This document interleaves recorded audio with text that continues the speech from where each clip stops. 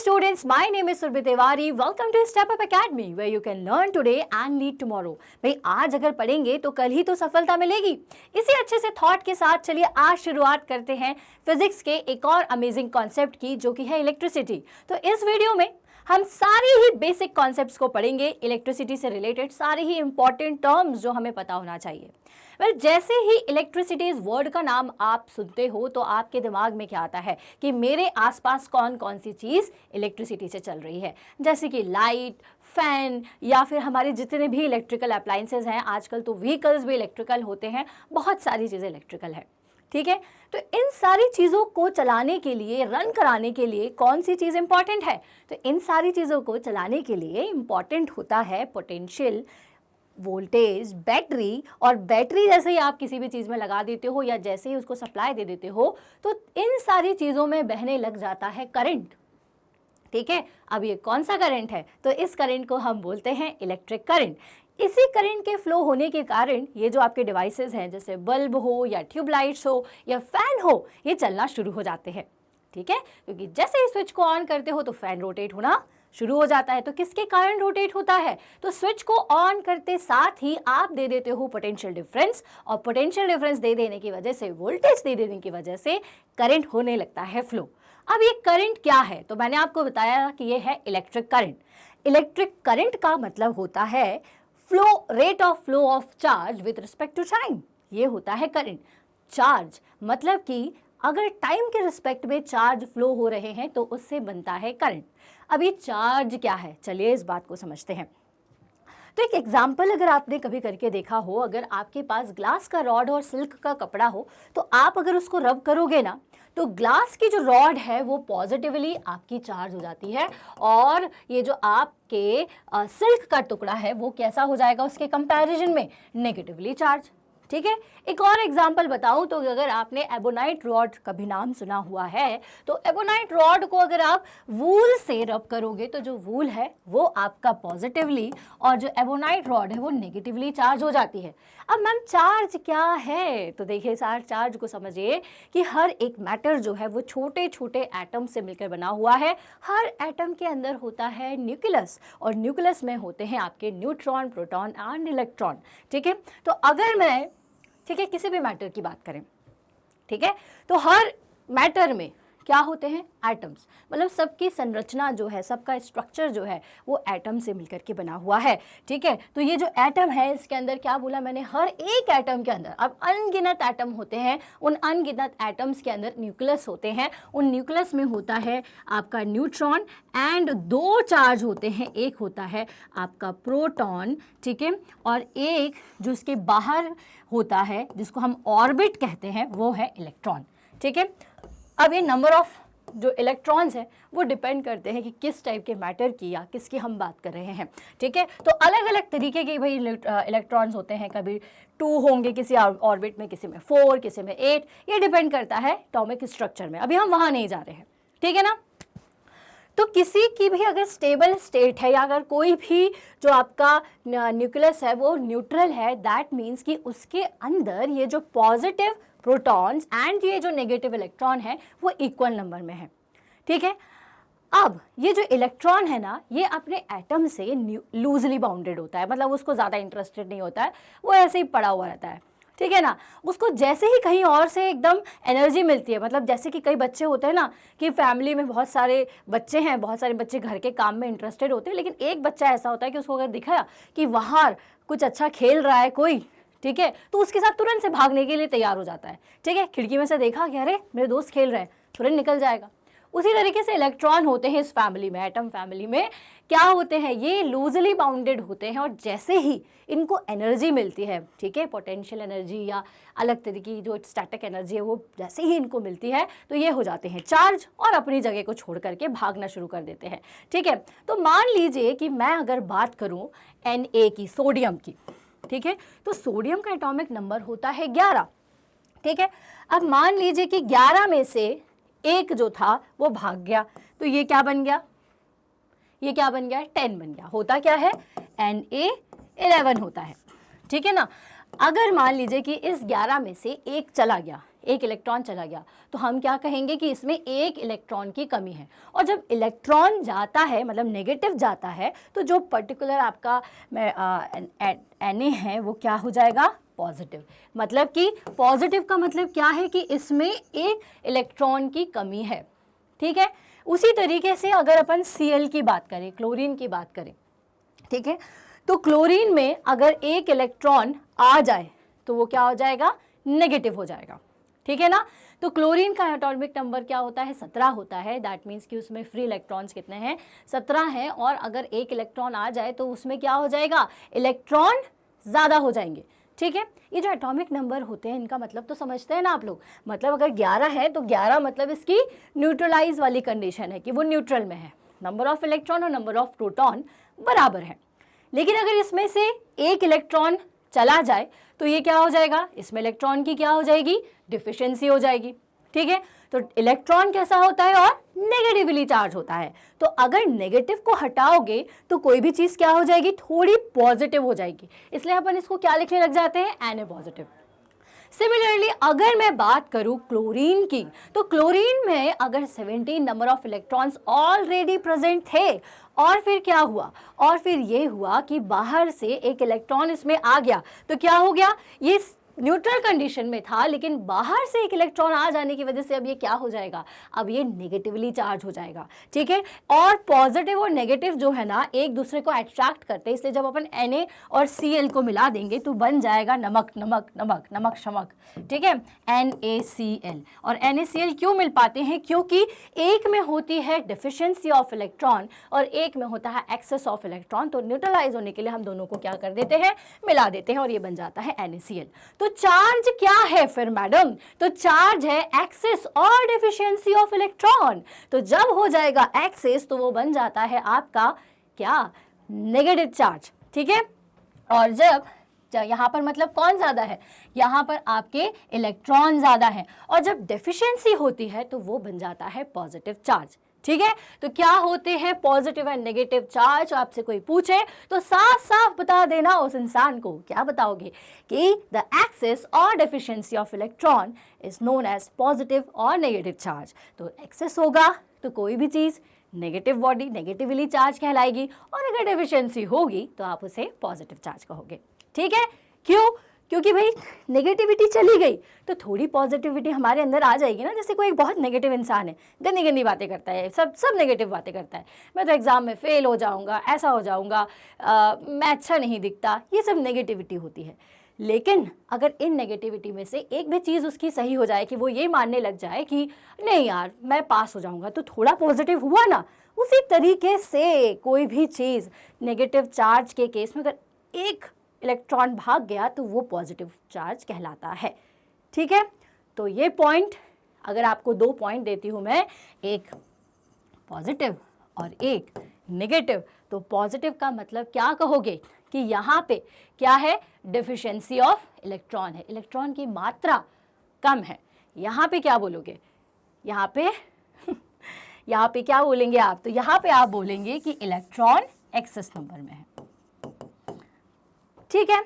चलिए, तो यहाँ से हमने पहला चीज़, जो पहला कॉन्सेप्ट था इलेक्ट्रिसिटी का, वो पढ़ लिया, चार्ज, है ना। क्योंकि सबसे जो शुरुआत होती है इलेक्ट्रिसिटी की या फिर इलेक्ट्रिक करंट की फ्लो होने की, वो चार्ज से ही होती है। क्योंकि जब चार्ज फ्लो करेगा ना, तभी जा कर के ये जो आपका करंट है या इलेक्ट्रिक करंट जिसको आप कहते हो, वो फ्लो होना शुरू होता है, ठीक है। तो चार्ज को समझना ज़रूरी था। अब आ जाते हैं कि क्या चार्ज को हम मेजर कर सकते हैं। तो जी हाँ, चार्ज की एक यूनिट होती है जो कि कूलम के द्वारा दी गई थी। कूलम बड़े साइंटिस्ट थे, ठीक है, तो उनके द्वारा हमें चार्ज की यूनिट मिली, जिसको क्या, जो कि है SI यूनिट कूलम, ठीक है। तो कूलम क्या होता है, तो coulomb is defined as that amount of charge which repels an equal and similar charge with a force of 9 × 10⁹ N when placed in vacuum at a distance of 1 meter from it, ठीक है। ये है हमारी coulomb की definition. क्या होता है, तो 1 coulomb is defined as that amount of charge. क्या बोल रहे हैं, that amount of charge which repels an equal and similar charge with a force of n into 10 to the power n newton when placed in a vacuum at a distance of 1 meter from it। अगर मैं दो charges को क्या करूं, अगर दो charges है मेरे पास, अगर मैं इन दोनों चार्जेस को क्या करूं, एक दूसरे से, ठीक है, मान लीजिए कोई भी चार्ज हो सकता है, ठीक है, पॉजिटिव या नेगेटिव, ठीक है, तो अगर मैंने दो चार्जेस को एक एक मीटर अपार्ट रखा हुआ है और वो 1 न्यूटन के फोर्स से, that n into 10 to the power 9 Newton के फोर्स से एक दूसरे को क्या कर रहे हैं, रिपेल कर रहे हैं, तो उसे हम क्या कहते हैं, उसे हम कहते हैं 1 कूलम, ठीक है। उस अमाउंट ऑफ चार्ज को आप क्या कहते हो, 1 कूलम कहते हो। तो चार्ज ऑन एन इलेक्ट्रॉन, एक इलेक्ट्रॉन के ऊपर कितना चार्ज होता है, तो एक इलेक्ट्रॉन जो है वो कितने कूलम से मिलकर बना होता है, तो 1.6 into 10 to the power 19 coulomb, ठीक है। बस ये जो चार्ज है ना, इसके लिए हम इसी का ही यूज करते हैं, ठीक है। तो एक कूलम का मतलब है एक चार्ज को दो चार्जेस को रिपेल करने के लिए लगा हुआ force। तो 1 coulomb is defined as the amount of charge which repels an equal and similar charge with a force of 9 into 10 to the power 9 Newton when placed in a vacuum। कहाँ placed हो, vacuum में, at a distance of 1 meter। तो एक charge on an electron, एक electron के ऊपर कितना charge होता है, 1.6 into 10 to the power minus 19 coulomb, ठीक है। आपसे एग्जाम में कूलम की डेफिनेशन अगर नहीं पूछी जाए, चाहे नहीं पूछी जाए, लेकिन आपको ये ज़रूर पता होना चाहिए कि एक इलेक्ट्रॉन के ऊपर कितना चार्ज होता है, एक इलेक्ट्रॉन पर कितना चार्ज होता है। तो एक इलेक्ट्रॉन पर जो चार्ज होता है वो होता है 1.6 into 10 to the power 19 coulomb, ठीक है। अब एक चीज़ और जो समझनी है वो ये है कि पॉजिटिव चार्जेस एक दूसरे को रिपेल करते हैं, ठीक है। इसी तरीके से नेगेटिव चार्ज एक दूसरे को रिपेल करेंगे। अब रिपेल करने का क्या मतलब होता है, दूर जाना, ठीक है ना। और पॉजिटिव और नेगेटिव चार्ज जो होते हैं, ठीक है, वो एक दूसरे को क्या करते हैं, अट्रैक्ट करते हैं। तो जैसे आप इस GIF में देख सकते हो कि पॉजिटिव और नेगेटिव चार्ज आपस में छोड़ देने पर भी पास आ रहे हैं और पॉजिटिव एक दूसरे से दूर जा रहे हैं। तो एक पॉइंट याद रखेंगे, रिपेल का मतलब होता है दूर जाना और अट्रैक्ट का मतलब होता है पास होना। तो एक जैसे चार्जेस एक दूसरे से दूर जाते हैं और अपोजिट चार्जेस एक दूसरे को अट्रैक्ट करते हैं। क्लियर है, चलिए। तो ये तो कहानी समझ गए हम कूलम की, जो कि चार्ज के लिए हम यूज़ करते हैं।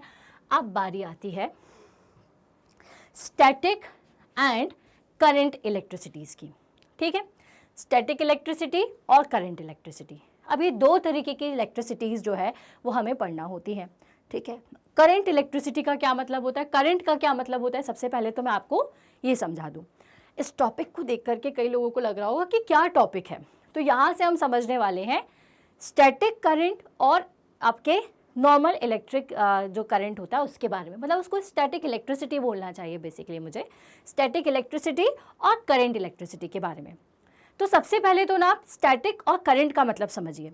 स्टैटिक मतलब क्या होता है, स्थिर, ठीक है, जो रेस्ट की पोजीशन में हो, है ना।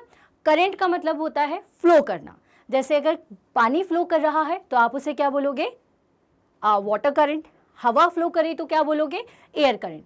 इसी तरीके से अगर चार्ज फ्लो कर रहे हैं तो उसको आप क्या बोलोगे, इलेक्ट्रिक करंट। क्या कहेंगे, इलेक्ट्रिक करंट।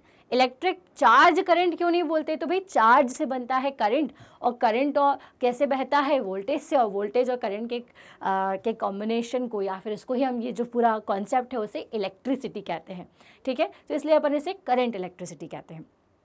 तो स्टैटिक इलेक्ट्रिसिटी का क्या मतलब होता है, स्टैटिक इलेक्ट्रिसिटी का मतलब होता है कि जब आपके जो चार्ज कैरियर्स हों वो रेस्ट की कंडीशन में हो, ठीक है, और हल्का सा फोर्स लगने पर, हल्की सी एनर्जी आने पर वो सिर्फ इतना ही रिचार्ज हो पाते या इतना ही एनर्जाइज्ड हो पाते हैं कि किसी चीज़ पर जाकर के वो अट्रैक्ट हो जाए।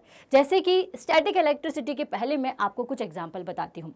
कई बार आप क्या करते हो, कॉम करते हो जब आपके हेयर्स को, तो जितना दूर आप अपने कॉम को लेकर के जाते हो, हेयर भी आपके साथ साथ जाते हुए दिखाई देते हैं। होता है ना ऐसा। और क्या होता है, बलून को रब करते हो आप, किस पे रब करते हो, आपके हेयर्स में। आपने उसको रब किया और वॉल पर जाकर के उसको लगाते हो तो वो चिपक जाता है। स्केल पे आप क्या करते हो, छोटे छोटे आपने कागज़ के टुकड़े बिखेरे उनके ऊपर स्केल को लेकर के जाते हो, रब किया आपने, क्या करते हो, हर चीज़ को करने से पहले रब करते हो, ठीक है। जैसे ही रब किया तो क्या होगा कि जो छोटे छोटे से कागज़ के टुकड़े हैं वो आपके स्केल की तरफ अट्रैक्ट हो जाते हैं। या फिर अगर आपके पास पेन है, अगर आप मेरा वीडियो देख रहे हैं और प्लास्टिक का पेन है, आप उसे रब करिए, और अगर आप उसे छोटे छोटे टुकड़ों के पास लेकर के जाएंगे कागज़ के, तो वो उसे अट्रैक्ट करेगा, ठीक है। तो अट्रैक्ट करता है तो क्यों करता है, तो देखिए हर एक चीज़ में मैंने बताया आपको चार्जेस होते हैं, बस उन चार्ज को एनर्जाइज करने की ज़रूरत होती है। तो जब हम रब करते हैं स्केल को, तो उसमें मौजूद जो इलेक्ट्रॉन्स होते हैं, जो इसके इस तरह की जो सरफेस पर मौजूद जो चार्जेस होते हैं, वो क्या हो जाते हैं, चार्ज हो जाते हैं। अब अगेन इलेक्ट्रॉन ही ज़्यादा क्या होते हैं भाई, उनमें हुलफुलाहट होती है, मतलब कि उनको ना अपनी जगह को छोड़ने की बहुत ज़्यादा कोशिश लगी रहती है कि यहाँ से जाएँ, बोर हो रहे हैं, कहीं और जाएँ। तो जैसे आप रब करोगे तो क्या होगा, जो चार्ज कैरियर्स हैं, जो इलेक्ट्रॉन्स हैं, वो क्या हो जाएंगे, एनर्जाइज्ड हो जाते हैं, और फिर वो क्या करेंगे, दूसरे पॉजिटिव चार्ज की तरफ अट्रैक्ट होंगे, ठीक है। तो बेसिकली क्या होता है कि जब वो वॉल की तरफ जाते हैं तो क्या करते हैं, अब क्योंकि यहाँ पर क्या है, कौन एनर्जाइज होता है, कौन सा चार्ज कैरियर आता है, कौन सा चार्ज कैरियर भागने की कोशिश करता है, इलेक्ट्रॉन, नेगेटिव।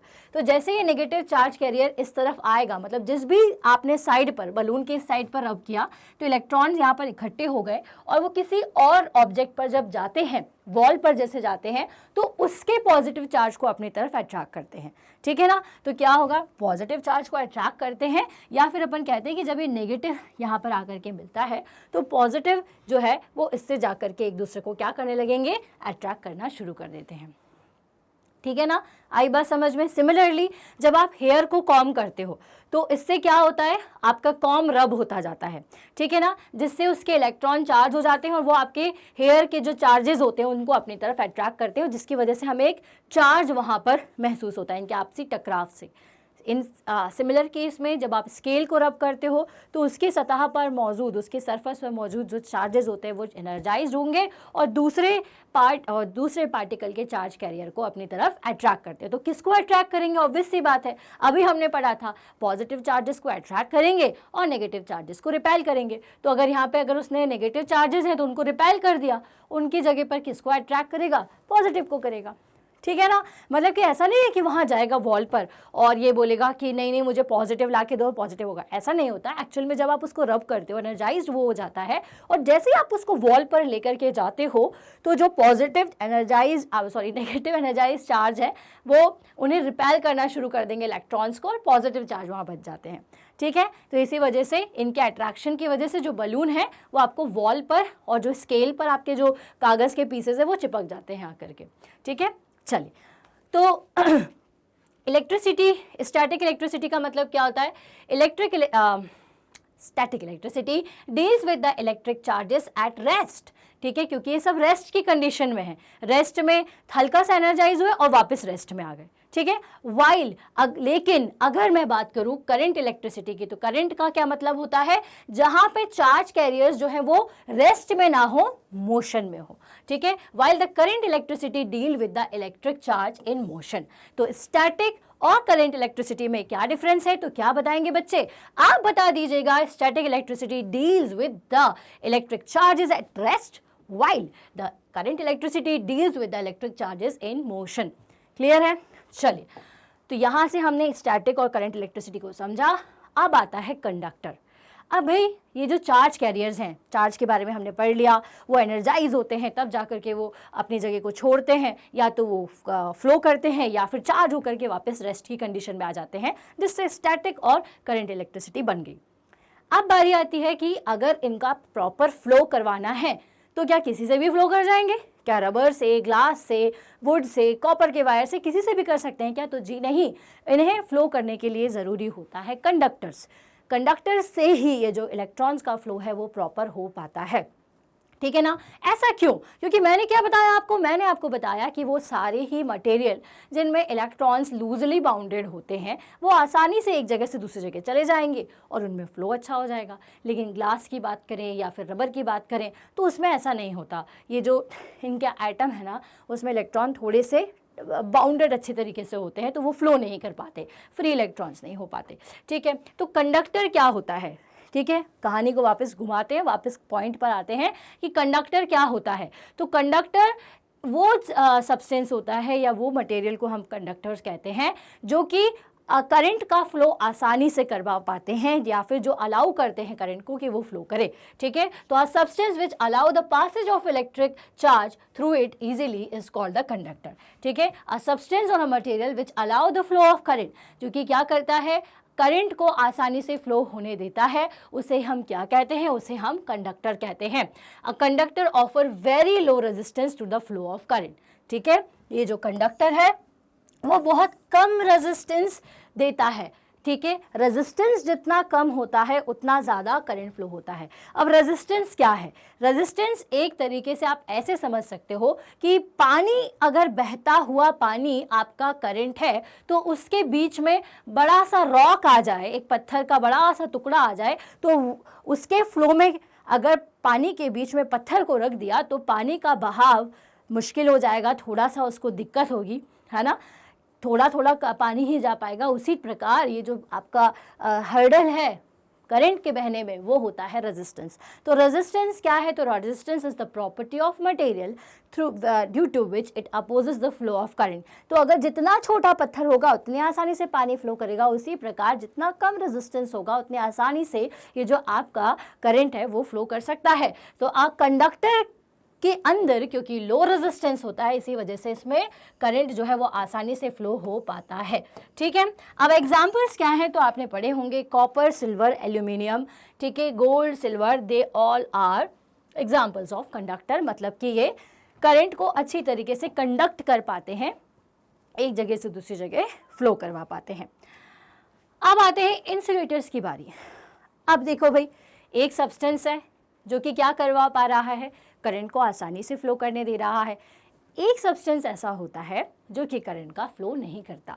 ठीक है, a substance which do not allow the flow of current, या फिर a substance that has infinitely high resistance does not allow the electric current to flow through it is known as insulator. Insulator क्या होते हैं? जो कि आपके current का flow नहीं करते। क्यों नहीं फ्लो करते होंगे? तो वही मेरी कहानी याद रखिए, बहुत बड़ा सा अगर रॉक रखा हुआ है, बहुत बड़ी सी चट्टान है, हाई रेजिस्टेंस है अगर, तो करंट फ्लो करेगा क्या? बहुत हाई रेजिस्टेंस है। ठीक है, तो क्योंकि इसमें हाई रेजिस्टेंस होता है, इसी कारण से करंट फ्लो नहीं करवा पाता है। और इसकी जो डीप में कहानी जाओगे ना तो वो स्ट्रक्चर पे आ जाती है, बट अभी वो हमारे इतने काम की नहीं है, बट आप इतना ही याद रखिए। ठीक है, तो इंसुलेटर्स कौन कौन से होते हैं? अब जब हम आपसे बोलते हैं कि अगर आप किसी इलेक्ट्रिक अप्लाइंसेस पर काम कर रहे हो, स्विच के साथ काम कर रहे हो, तो हमेशा रबर की चप्पल पहनिए। तो रबर की क्यों बोला जाता है? इसलिए कहा जाता है क्योंकि रबर जो है वो इंसुलेटर होता है और अपने अंदर से करंट को फ्लो नहीं करने देगा, तो आपको झटका नहीं लगेगा, शॉक नहीं लगेगा। ठीक है, तो इंसुलेटर्स कौन कौन से हैं? रबर, ग्लास, ठीक है, plastic, ebonite rod, these all are the examples of insulators. Clear है? चलिए, अब आता है इलेक्ट्रिक करंट। तो इलेक्ट्रिक करंट क्या होता है? तो चार्ज से मिलकर ही बना होता है। Electric current is the flow of electric charge across a cross section of a conductor constitutes N electric current. या अगर बहुत सिंपल भाषा में समझ पाए तो the rate of flow of electric charge through any section of conductor. ठीक है, तो किसी कंडक्टर से जिस अमाउंट में टाइम के रिस्पेक्ट में जो चार्ज कैरियर फ्लो होते हैं, ठीक है, the rate of flow of electric charge with respect to time is known as current. ठीक है, चार्जेस का टाइम के रिस्पेक्ट में बहना क्या देता है? इलेक्ट्रिक करंट देता है। ठीक है, क्योंकि अब चार्जेस बह रहे हैं, उनके बहना, चार्ज का फ्लो करना क्या कहलाता है? Electric current with respect to time. इसलिए अगर फॉर्मूला देखो तो क्या मिलेगा आपको? चार्ज रिस्पेक्ट टू टाइम, किसके सापेक्ष, किसके रिस्पेक्ट काम कर रहा है? टी के। तो ये हो जाएगा Q बाय टी। ठीक है, I इक्वल्स टू क्या हो जाएगा? Q बाय टी हो जाएगा। तो the rate of flow of electric charge through any section of conductor with respect to time is known as electric current. ठीक है, I इक्वल्स होता है Q by T. Electric current क्या है? Scalar quantity है। क्लियर है? चलिए, अब इलेक्ट्रिक करंट की अगर बात करें तो बात हो जाती है एम्पियर की। तो एम्पियर्स क्या है? तो it is the SI unit and SI unit of current. ये करंट की SI यूनिट होती है। और अगर 1 एम्पियर को अपन एक्सप्लेन करें तो 1 coulomb of charge flows through any section of conductor in 1 second, then the current through it is said to be 1 ampere.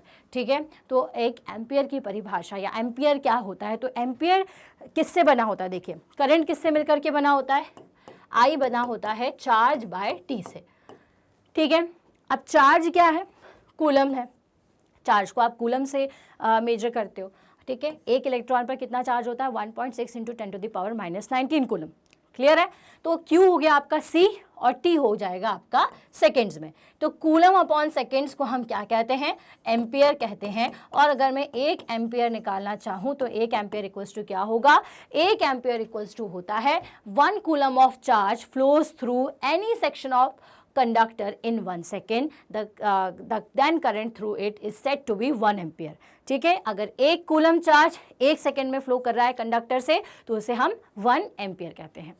तो अब 1 मिली एम्पियर, ठीक है, अब देखिए एम्पियर भी यूनिट है लेकिन आपको मिली में भी मिलेगा और माइक्रो में भी मिलेगी। ठीक है ना, तो 1 एम्पियर इक्वल्स टू होता है 1 कूलम अपॉन 1 सेकेंड। इसको अपन क्या लिख सकते हैं, इसको हम लिख सकते हैं 1 कूलम और सेकेंड को अगर ऊपर लेके आ जाए तो सेकेंड की पावर -1 हो जाएगी, है ना, ये आपको पता है 1/s है तो हम उसे क्या लिख सकते हैं, s की पावर -1। क्लियर है, चलिए तो अब देखिए कि अगर मेरे पास लिखा हुआ है 1 मिली एम्पियर, ठीक है, तो हम मिली की जगह क्या लिख सकते हैं, हम लिख सकते हैं 10⁻³ एम्पियर। मतलब अगर अपन को मिली एम्पियर को एम्पियर में कन्वर्ट करना है तो ये क्या हो जाएगा 10⁻⁻3। ठीक है, क्या करेंगे आप 10⁻³ एम्पियर। सिमिलरली अगर 1 माइक्रो एम्पियर है तो आप क्या लिख सकते हैं 10⁻⁻6। ठीक है, तो ये आपका एम्पियर में कन्वर्ट हो जाएगा। ये चीज़ सीखना क्यों ज़रूरी है, क्योंकि कई बार आपसे एग्जाम्स में मिली एम्पियर में हो सकता है वैल्यू दी हुई हो और आपको जो वैल्यू कैलकुलेट करनी होती है वो एम्पियर में करनी होती है। तो आप क्या करेंगे, आप सिंपल से अगर मिली एम्पियर है, जैसे कि आपको मान लीजिए 2 मिली एम्पियर करंट दिया हुआ है तो आप 2 मिली एम्पियर को क्या लिख सकते हो, 2 इंटू 10⁻³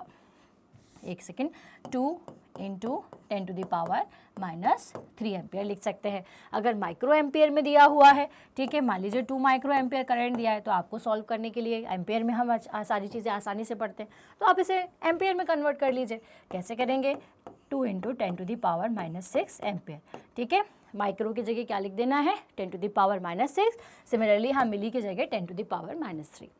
ठीक है, चलिए तो यहाँ से हमने समझी करंट की यूनिट एम्पियर, तो 1 ampere equals to coulomb upon second होता है। चलिए अब आती है बारी इलेक्ट्रिक सर्किट की। तो इलेक्ट्रिक सर्किट क्या है, a closed part through which an electric current can flow is known as electric circuit. एक क्लोज्ड पाथ या एक क्लोज्ड लूप क्या हो सकता है इलेक्ट्रिक सर्किट, क्लोज्ड, क्या कह रही हूँ मैं, क्लोज्ड पाथ, या फिर हम किसको क्या कह सकते हैं, क्लोज्ड लूप, है ना। अब समझिए लूप क्या होता है, लूप मतलब ये चारों तरफ से बंद, ठीक है, एक बॉक्स। तो ऐसे पाथ को जो कि एक ऐसा पाथ जो कि क्लोज्ड हो, चारों तरफ से बंद हो, उसे हम क्या कहेंगे, उसे हम लूप कहते हैं। तो भाई इलेक्ट्रिक सर्किट क्या है, a closed path along which electric current flow is called the electric circuit.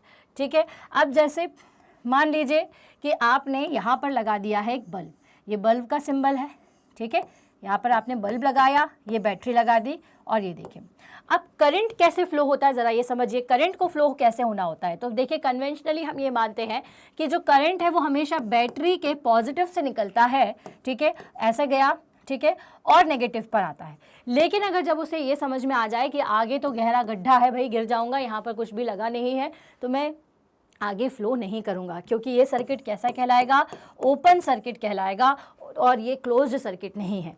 वहीं अगर मैं यहाँ पर कॉपर का वायर लगा दूँ तो ये क्या हो जाएगा फिर, तो ये हो जाएगा हमारा क्लोज्ड सर्किट और करंट आसानी से फ्लो करेगा, क्योंकि उसे पॉजिटिव से नेगेटिव में जाने के लिए क्या मिल जाएगा, रास्ता मिल जाएगा।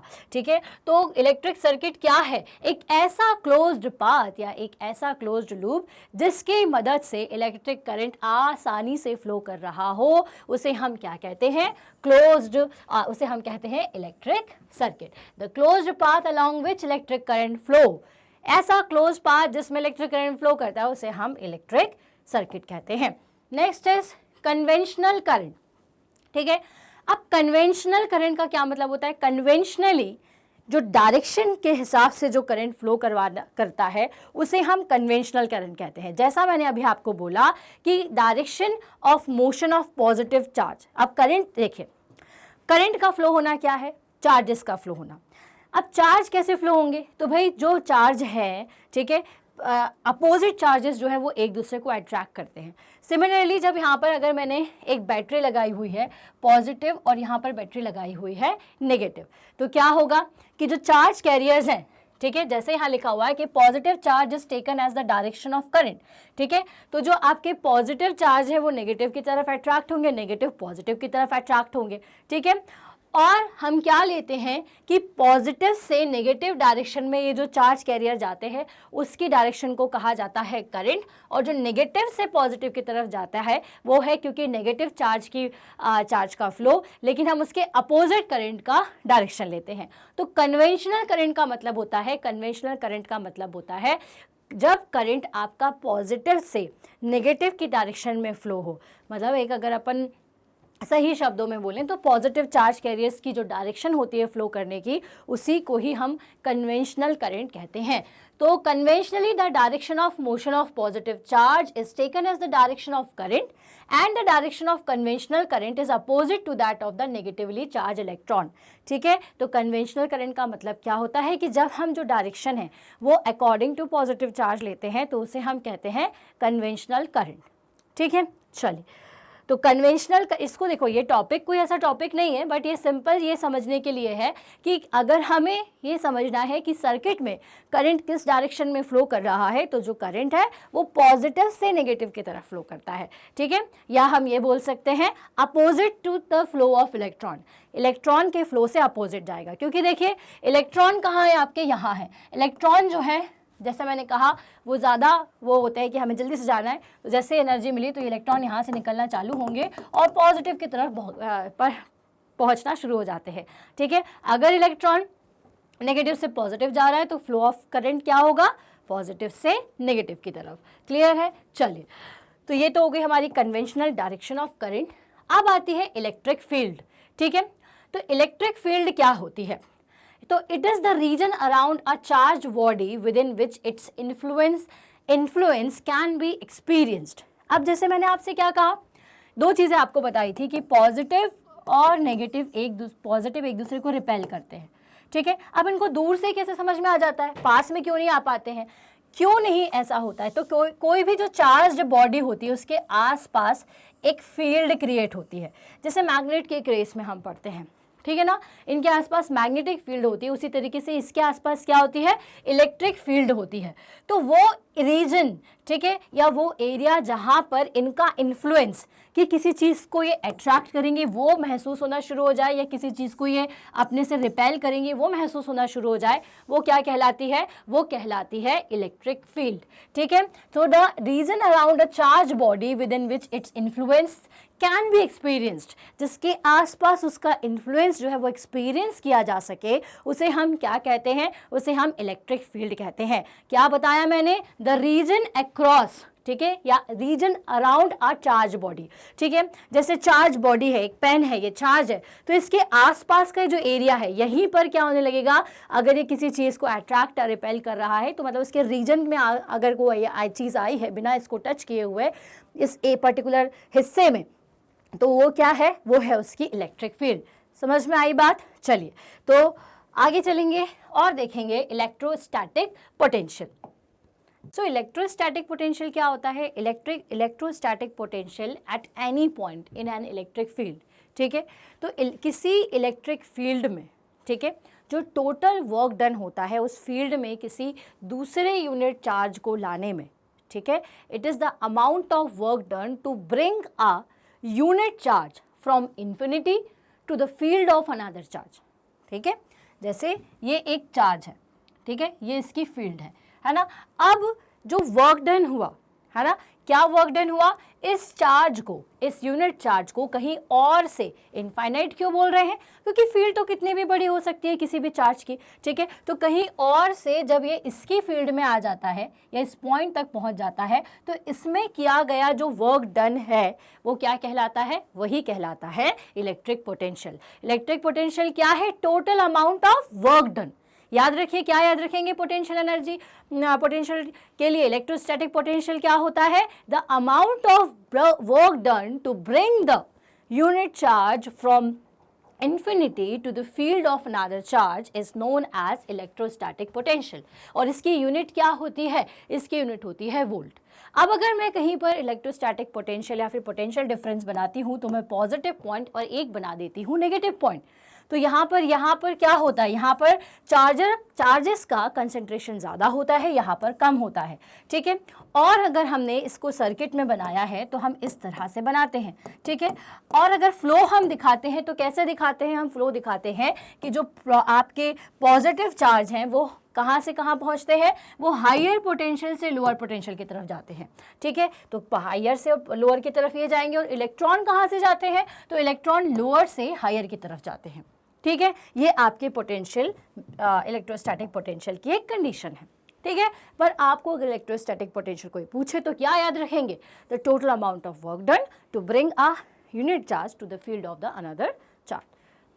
अब है potential difference between two points. अगर मुझे दो पॉइंट के बीच का पोटेंशियल डिफरेंस देखना है तो वो क्या होता है, so the potential difference between the two point in an electric field is the amount of work done to bring a unit positive charge from one end to another, ठीक है। अब यहाँ पर किसकी बात हो गई, एक एंड से दूसरे एंड की। देखो, इलेक्ट्रोस्टैटिक पोटेंशियल और पोटेंशियल डिफरेंस एक ही चीज़ है, बट वो क्या था कि the amount of work done to bring the unit charge from infinity to the field of another charge. किसी और चार्ज की फील्ड में आप कहीं और इन्फिनिटी से चार्ज को उठा करके ला रहे हो, लेकिन जब दो पॉइंट के बारे में बात आ जाती है तो वो हो जाता है पोटेंशियल डिफरेंस। तो पोटेंशियल डिफरेंस क्या होता है, तो potential difference between the two point in an electric field is the amount of work done to bring a unit positive charge from one end to another, ठीक है। एक and से दूसरे एंड तक ले जाने में जो टोटल वर्क डन होता है उसे हम क्या कहते हैं, उसे हम कहते हैं पोटेंशियल डिफरेंस, ठीक है। अब पोटेंशियल डिफरेंस इक्वल्स टू क्या होता है, work done divided by charge, ठीक है। क्या काम कर रहे हैं अपन, total amount of work done to bring a positive charge, तो मतलब कि वर्क डन अपॉन चार्ज। तो अगर पोटेंशियल डिफरेंस निकालना है तो V इक्वल्स टू क्या हो जाएगा, W/Q, ठीक है। टोटल किया गया काम किसके लिए, विद रिस्पेक्ट टू चार्ज, ठीक है, चार्ज को लाने के लिए। अब 1 वोल्ट पोटेंशियल डिफरेंस क्या होता है, तो 1 वोल्ट पोटेंशियल डिफरेंस क्या हो जाएगा, तो अभी अपन ने डेफिनेशन पढ़ी, total amount of work done to bring a charge from one end to another, ठीक है। अब द पोटेंशियल, अगर मैं 1 वोल्ट पोटेंशियल की बात करूं तो वो क्या हो जाएगा, the potential difference between two point in electric field is said to be 1 volt if 1 joule of work has to be done in bringing a positive charge of 1 coulomb. अगर 1 coulomb को लाने के लिए मुझे क्या करना पड़ती है, 1 जूल की एनर्जी लगानी पड़ रही है, तो क्या हो जाएगा पोटेंशियल डिफरेंस, 1 वोल्ट हो जाएगा। तो 1 volt equals to 1 joule upon 1 coulomb, that is 1 J/1 C, ठीक है। अब भाई इलेक्ट्रिसिटी में और इम्पॉर्टेंट टर्म क्या है, तो जितनी भी ये सारी डेफिनेशंस पढ़ी ये सारी इंपॉर्टेंट है। और दूसरी चीज़ क्या इंपॉर्टेंट है, मेजरिंग डिवाइसेस। तो हम क्या मेजर करते हैं, मेनली हम क्या मेजर करते हैं इलेक्ट्रिसिटी में, तो हम मेजर करते हैं पावर, वोल्टेज और करंट को, ठीक है। अब पावर को मेजर करने के लिए हम वॉटमीटर का यूज़ करते हैं, तो wattmeter is a device which is use to measure the power, ठीक है। और वोल्टेज और करंट को मेजर करने के लिए, तो वोल्टेज को मेजर करने के लिए हम वोल्टमीटर का यूज़ करते हैं। और एमीटर क्या होता है, तो ammeter is a device which is use to measure the current, ठीक है। अगर मुझे करंट मेजर करना है तो एमीटर को आप सर्किट में कैसे लगाओगे, आप लगाओगे इसे सीरीज कनेक्शन, ठीक है। इसे आपको कैसे कनेक्ट करना पड़ेगा, सीरीज में कनेक्ट करना पड़ेगा। अगर मुझे पैरेलल वोल्टेज को मेजर करना है किसी सर्किट में, तो हम उसमें क्या लगाएंगे, हम उसमें वोल्टमीटर लगाएंगे। और ये कैसे कनेक्टेड होगा, पैरेलल कनेक्शन में, ठीक है। हमें इसको कैसे कनेक्ट करना होगा, पैरेलल, ठीक है। नेक्स्ट होता है हमारा गैल्वेनोमीटर। तो गैल्वेनोमीटर का काम क्या होता है, तो गैल्वेनोमीटर में लगी होती है ये निडल जो कि करंट की इंटेंसिटी को दर्शाता है, को रिप्रेजेंट करता है। ठीक है, तो ये 3 डिवाइसेस हैं जिनके बारे में आपको समझना था।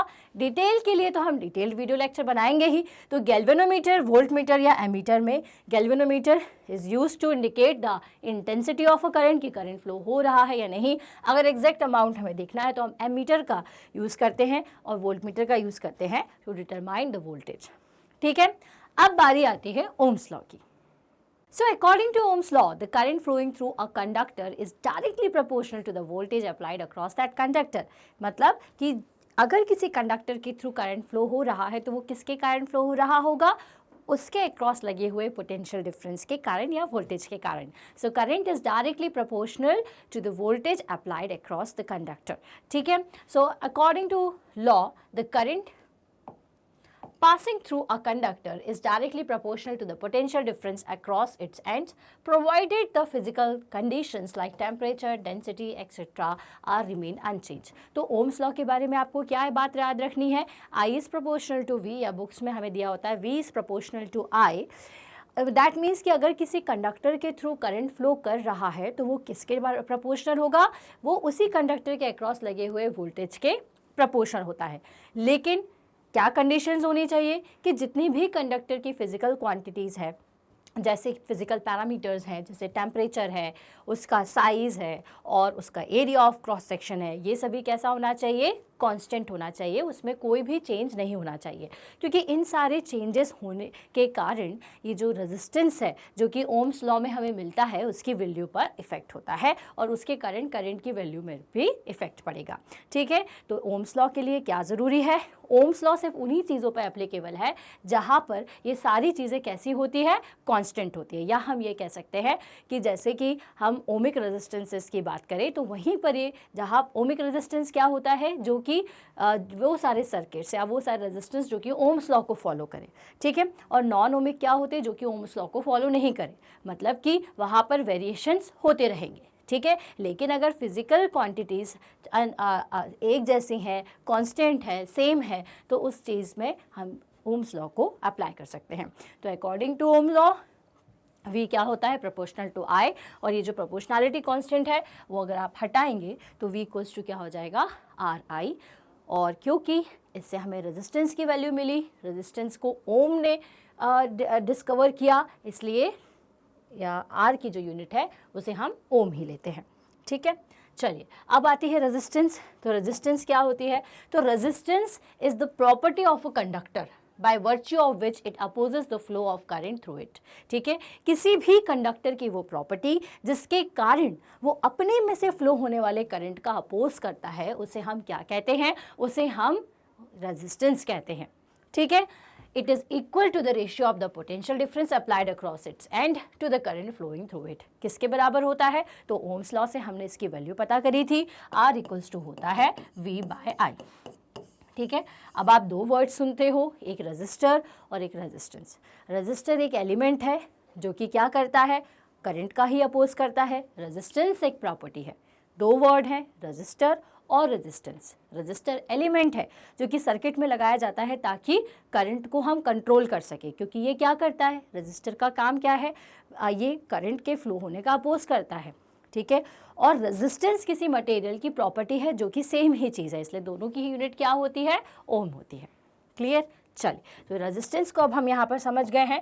अब और देख लेते हैं कि और क्या है। तो भाई ओम क्या होता है, ये एसआई यूनिट है, किसकी है, रेजिस्टेंस की। A conductor has a resistance of 1 ohm if a current of 1 ampere flows through it on applying a potential और difference of 1 volt across its end. 1 ohm अगर मुझे निकालना है तो बहुत ही सिंपल है, अगर 1 ओम निकालना है तो ऑब्वियस सी बात है क्या होना चाहिए, 1 एम्पियर करंट फ्लो होना चाहिए जब आप 1 वोल्ट की का वोल्टेज अप्लाई करो, तो वो से क्या कहोगे आप, 1 ओम कहोगे। क्लियर है, चलिए आइडियली, लेकिन ये कब हो पाता है, जब सारी फिजिकल कंडीशंस सेम रहें, temperature, length, area of cross section, ये सारी चीज़ें अगर सेम है तभी ये वाली चीज़ जो है वो क्लियर हो पाती है। नाउ नेक्स्ट, फैक्टर्स, अब एक और इम्पॉर्टेंट टॉपिक है, factors on which resistance of a conductor depends. अब देखो मैं आपको बार बार बता दूं कि जितने भी टॉपिक्स अभी हमने यहाँ पर कवर किए हैं ये सारे के सारे टॉपिक्स बहुत शॉर्ट में हैं, ठीक है।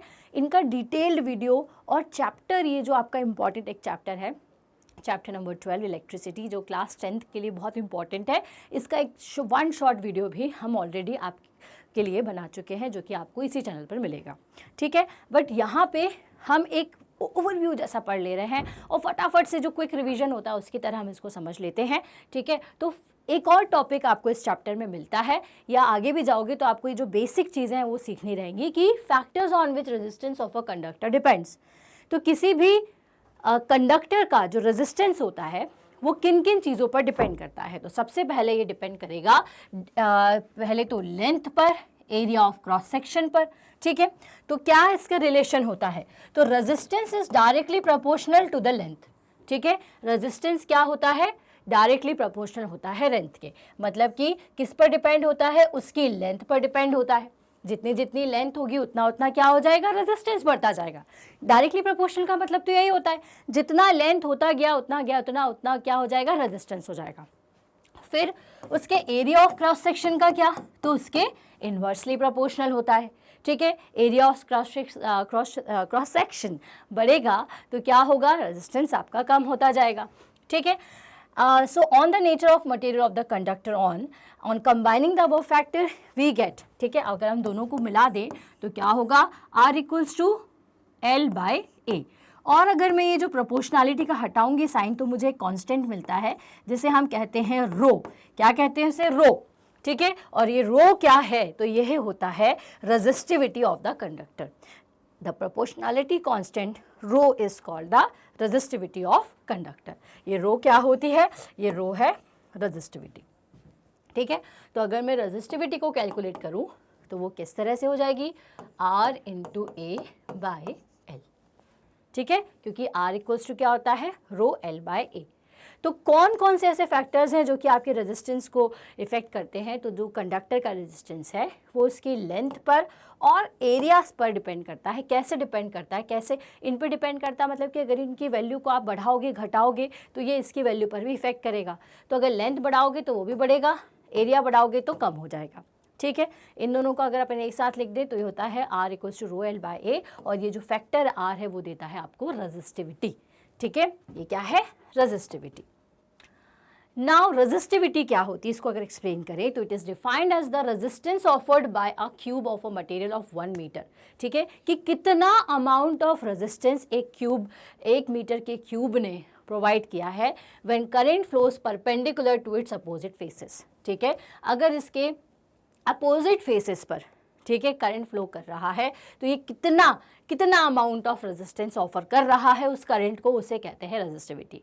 या सिंपल एंड शॉर्ट शब्दों में आप देखो कि ये क्या करता है, it is defined as the resistance offered by a material, ठीक है। या ये कितना रेजिस्टेंस ऑफर कर रहा है मटेरियल, उसकी वैल्यू निकालने के लिए, ठीक है, उसकी क्वांटिटी को पता करने के लिए क्या टर्म यूज़ की जाती है या जो बताए उसे बोलते हैं हम रेजिस्टिविटी।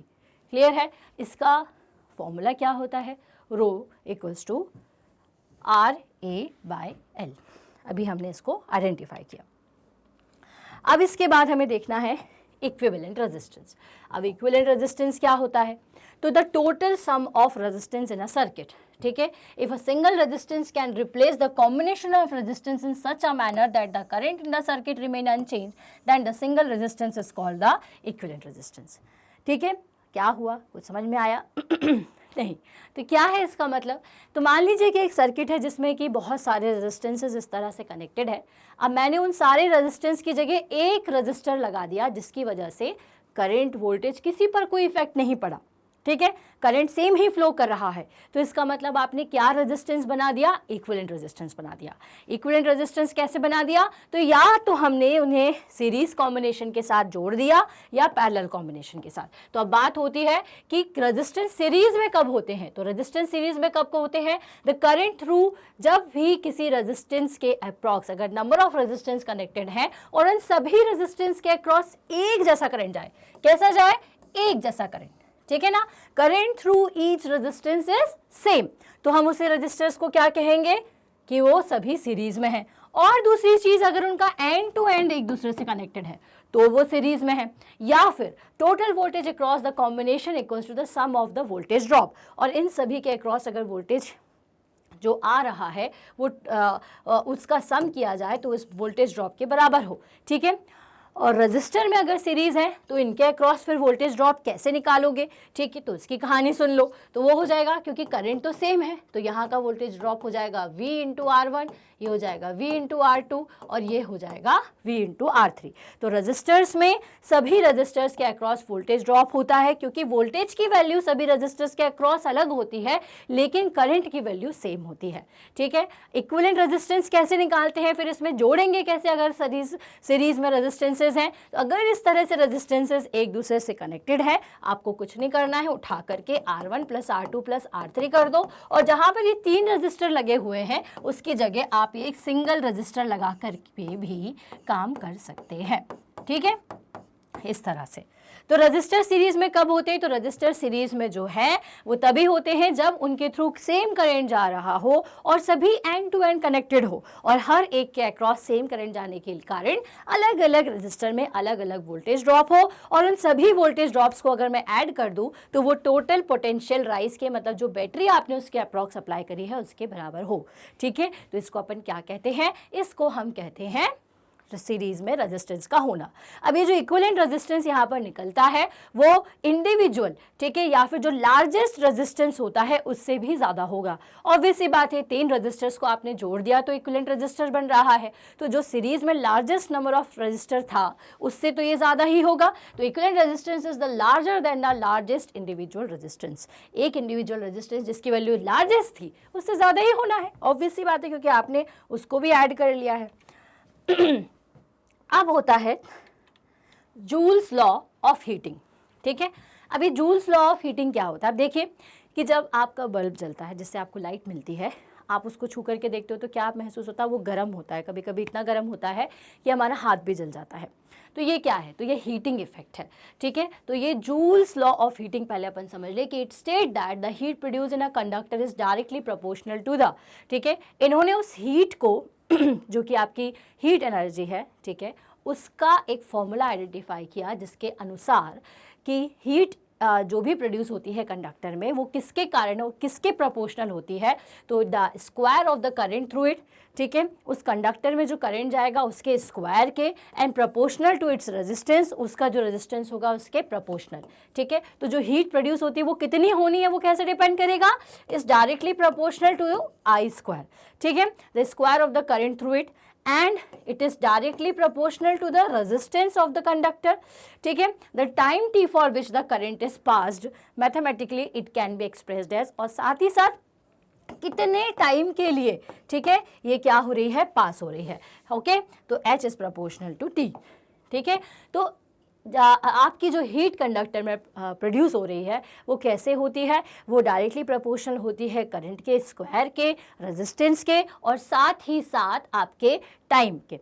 ठीक है, क्योंकि देखो क्या होता है टाइम के, इसलिए मान लीजिए बल्ब को आपने सिर्फ आधे घंटे चालू करा तो वो थोड़ा कम गर्म होगा, थोड़ी देर बाद देखोगे तो क्या होगा, और ज़्यादा गर्म होता जाता है ना, ऐसा होता है। और एक टाइम के बाद वो कांस्टेंट भी हो जाता है, वो बात अलग है, वो आगे पढ़ेंगे। बट अलग अलग टाइम पर अगर ज़्यादा देर आप चीज़ों को जलाते हो तो वो गर्म हो जाती हैं। तो ये सब किस लिए होता है, क्योंकि टाइम पर भी डिपेंड करता है। तो according to these law H equals to क्या हो जाता है, I square R into T joule. अब जूल क्यों ली हुई है, क्योंकि ये क्या है, एनर्जी है, एक फॉर्म से दूसरे फॉर्म में जा रही है। ठीक है, इलेक्ट्रिकल एनर्जी किस में कन्वर्ट हो गई है, वहाँ पर वो हीट एनर्जी में कन्वर्ट हो गई है, इसलिए अपन इसको जूल से ही रिप्रेजेंट करेंगे।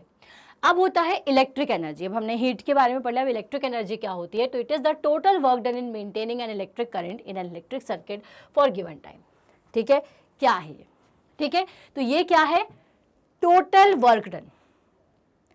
अभी हमने पोटेंशियल एनर्जी पढ़ा था, पोटेंशियल डिफरेंस के बारे में पढ़ा था, तो वो क्या था, amount of work done to bring up charge from infinity to the field of another charge.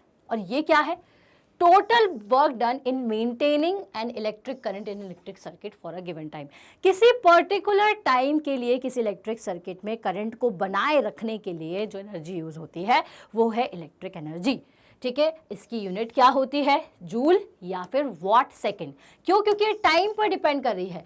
Particular time के लिए जितना भी वर्क डन लगा है इलेक्ट्रिक करंट को मेंटेन करने के लिए, ठीक है, जितने भी टाइम के लिए आपने ऑन किया है सर्किट को उतने टाइम तक उसमें करंट बहता रहेगा। मतलब कि उसको तब तक काम करते रहना है और इलेक्ट्रिक करंट को मेंटेन करते रहना है, तो टाइम पर भी डिपेंड कर रहा है। इसलिए इसकी यूनिट क्या है, इसकी यूनिट है वॉट सेकंड। ठीक है, तो an electric energy set to be 1 joule when and 1 ampere of current flows through the circuit for a second when the potential difference of 1 volt is applied. तो 1 अगर मैं बोलूं कि 1 जूल की एनर्जी लगी हुई है तो दैट मीन्स कि क्या हो रहा है उसमें 1 वोल्ट आपने पोटेंशियल अप्लाई किया जो कि 1 सेकेंड तक चल रहा है और 1 एम्पियर का करंट बह रहा है फॉर आइडियल कंडीशन। क्लियर है? चलिए, अब इलेक्ट्रिक पावर, ठीक है, हमने एनर्जी पढ़ ली। अब पावर क्या होती है? तो electric power is the rate at which electric energy is consumed by an appliances. कितने रेट पर, किस रेट पर, ठीक है, आपकी जो इलेक्ट्रिक एनर्जी है वो अप्लायंसेस के द्वारा कंज्यूम, ठीक है, उसका खपत की जा रही है, उसको कंजम्पशन उसका हो रहा है, ठीक है, उसे हम बोलते हैं electric power. The electric power is the rate at which the electric energy is consumed by an appliances. ठीक है, तो अप्लायंस कैसे यूज करेगा? तो P इक्वल्स टू होता है VW अपॉन T। हम इसको लिख सकते हैं V इंटू आई, या फिर हम इसको लिख सकते हैं I स्क्वायर R, या फिर हम इसे लिख सकते हैं V स्क्वायर बाय R। ठीक है, क्योंकि कोई भी अप्लायंस अगर इलेक्ट्रिक एनर्जी का यूज़ कर रहा है तो वो करंट को अपने में से फ्लो करवाएगा। ठीक है, करंट का यूज़ करेगा अपने आप को यूज़ करने के लिए, अपने आप को चलाने के लिए। तो कितने रेट पर कितनी पावर खा रहा है ना। अपने जितने भी आप चीज़ें लगाते हो आपको अल्टीमेटली बिल मिलता है उसका, क्योंकि ये सब क्या करते हैं, उसका यूज़ कर रहे हैं, कंज्यूम करते जा रहे हैं। ठीक है, तो किसको कंज्यूम कर रहे हैं? वोल्टेज और करंट के कॉम्बिनेशन को ही कंज्यूम कर रहे हैं, मतलब पावर को कंज्यूम कर रहे हैं। तो एनर्जी के फॉर्म में देखा जाए तो ये क्या हो जाएगा, W/T work done with respect to time. या अगर वोल्टेज और करंट के फॉर्म में देखें तो P इक्वल्स टू क्या हो जाएगा, V इंटू आई। ठीक है, तो इलेक्ट्रिक पावर क्या है? Electric power is the rate at which the electric energy is consumed by an appliance. ठीक है, और अगर इलेक्ट्रिक एनर्जी क्या है? तो इलेक्ट्रिक एनर्जी है total work done in maintaining the current for the particular time period. किसी time period के लिए कितनी देर तक उसको, कितने देर तक आप यूज़ कर रहे हो, तब तक इलेक्ट्रिक करंट को जो मेंटेन कर रहा है वो है इलेक्ट्रिकल एनर्जी। ठीक है, पावर क्या है? कंजम्पशन कितना कर रहा है अप्लायंसेस, किस रेट पे कर रहा है, वो होती है पावर। अब पावर की यूनिट क्या होती है? वॉट, जो कि SI यूनिट है। Power of an appliance is 1 watt if 1 ampere of current flows through it on applying a potential difference of 1 volt। अगर मान लीजिए कि कितनी पावर है ना, आप ये पूछते हो ना कि कितने पावर का है ये, मतलब कि क्या आप ये पता करना चाह रहे हो कि कितना वोल्टेज देना पड़ेगा और ये कितना करंट फिर इसमें फ्लो करेगा। तो अगर 1 वॉट का है तो मतलब क्या होगा, 1 वोल्ट वोल्टेज और 1 एम्पियर करंट उसमें फ्लो करेगा। आई बात समझ में? फिर होता है 1 वॉट इक्वल्स टू क्या लिखोगे आप, 1 जूल अपॉन 1 सेकेंड, या फिर 1 वोल्ट इंटू 1 एम्पियर भी लिख सकते हो वॉट, क्योंकि आप देखो अकॉर्डिंग टू दिस इक्वेशन, ठीक है, आप क्या कर सकते हो, आपको पता है वॉट अपॉन सेकेंड या वोल्ट इंटू एम्पियर, या फिर अपन क्या कर सकते हैं एम्पियर स्क्वायर इंटू आर। ठीक, इस हिसाब से हम इसकी वैल्यू निकाल सकते हैं। और 1 किलो वॉट क्या होता है, 1000 वॉट, ये याद रखिए बस। ठीक है, V इंटू ए भी लिख सकते हैं आप 1 वॉट को, V इंटू ए, क्योंकि 1 वोल्ट इंटू 1 एम्पियर, और 1 किलो वॉट इक्वल्स टू क्या हो जाएगा,